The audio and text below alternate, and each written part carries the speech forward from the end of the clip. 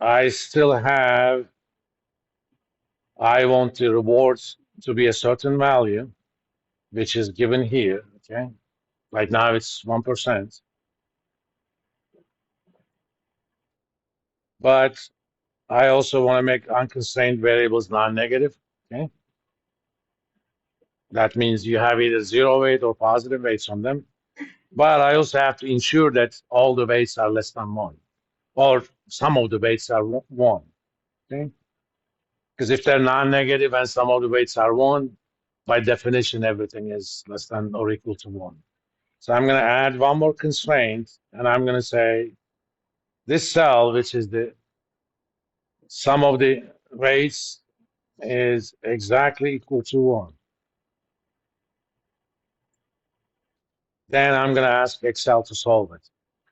And I would be extremely surprised that 1% we're going to get a feasible solution that satisfies these requirements. I mean, look at it. You can only buy things. The minimum average return you get is 194, right? So if you put everything into bond, you're going to get 194. You can't short anything. So Excel is going to tell you more than likely that it can't find a feasible solution.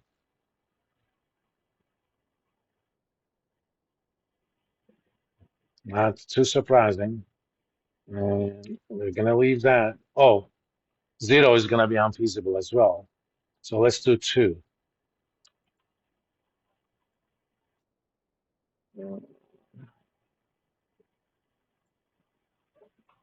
Data. Let me actually, you can shift the location of those ribbon items, customize the ribbon, because I use data a lot. So I'm going to move it to all the way to the right so that I don't have to move a lot.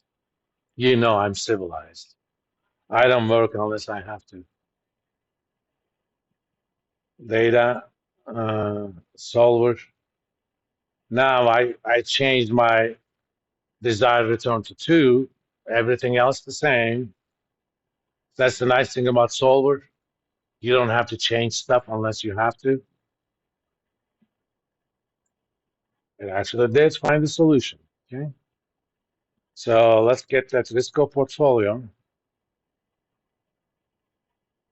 and put it here.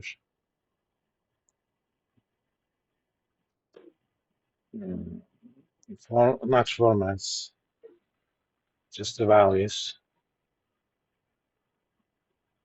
We'll worry about formatting later. And since I have these, I'm just going to continue with it. Next, I'm going to try 8. First and foremost, let me convert that into percent. Even at that level, you have an efficiency loss. Okay.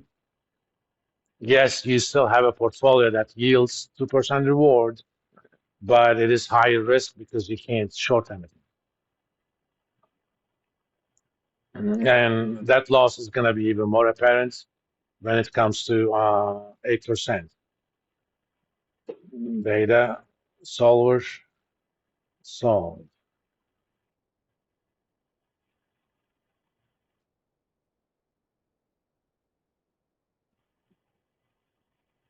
See how much extra risk I have to take?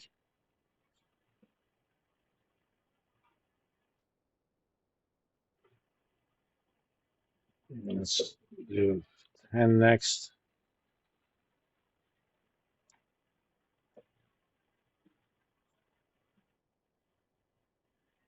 When I put this into that template format, as soon as you change your desired return, that macro is going to run on change. It will automatically calculate the minimum risk for you.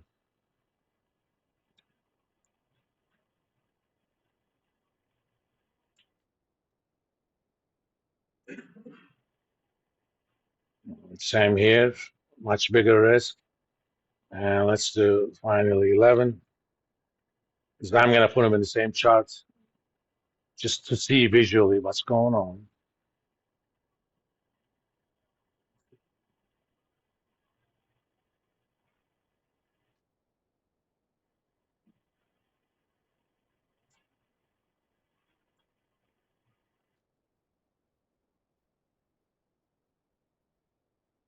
Mm,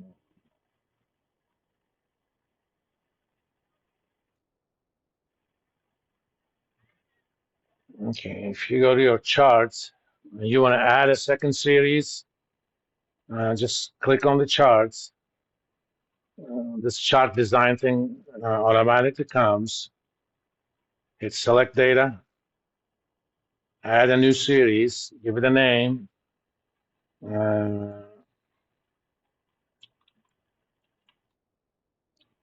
long only.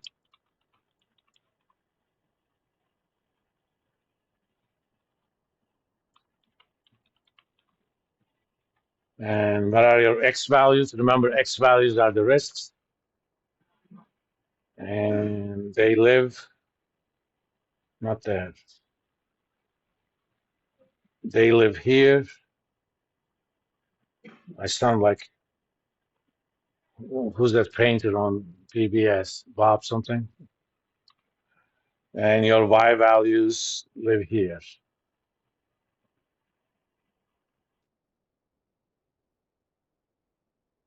And you can also add chart elements. Let me see. Now let's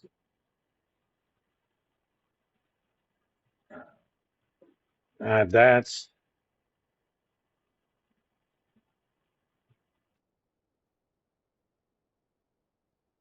There's legends. Right here, I'm gonna put it to the bottom.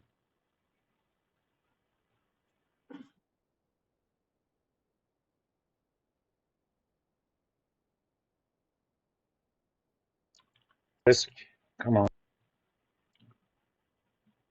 course, it is an idea to make it bigger.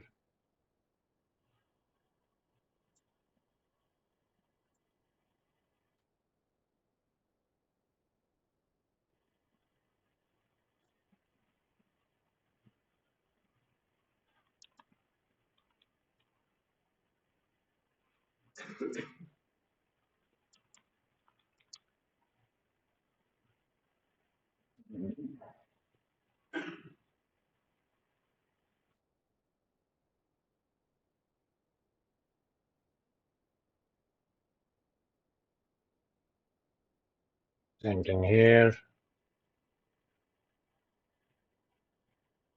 I'm gonna actually do that. More than likely, I can move that if I want to. In a graph like this, real estate is valuable. So to the extent possible, don't squeeze stuff. We don't have the 11 for this. Ah, we do. Okay. In fact, let me make these axis labels a bit bigger too. I don't know about you, but I have difficulty reading them.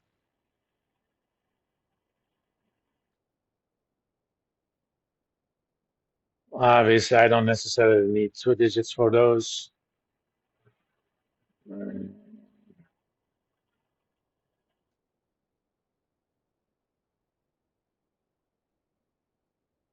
Digits. Click on that.